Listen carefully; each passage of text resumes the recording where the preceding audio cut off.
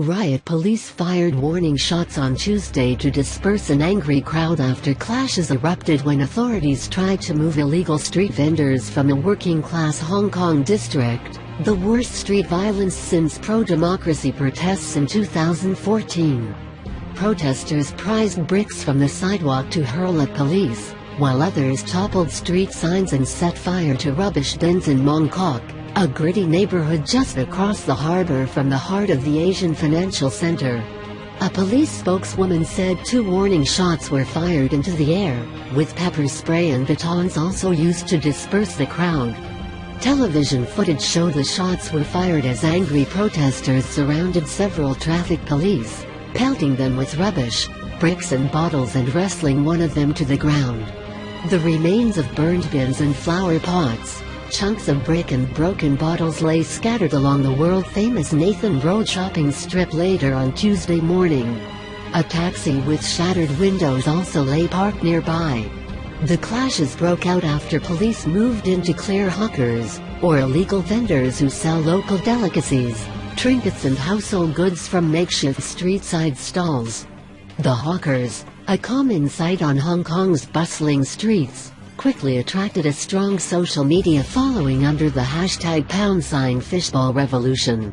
Hong Kong Chief Executive Leung Chun-ying told reporters at a hastily called news conference that the city's government strongly condemned the violence. Secretary for Security Lei Tung Kwok said police were investigating indications that the clashes had been organized.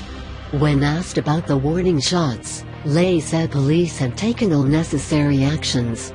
Not the first time the protesters had dispersed by 0000 GMT. More than 100 confronted police in a tense standoff hours earlier during the Lunar New Year holiday, when most of the city is shut down. Police told Reuters they were awaiting orders about security plans for Tuesday night. Paul Lee, a 65-year-old security guard, said, "This is not the first time there has been violence in Mong Kok. I am deeply disappointed in the government," he said.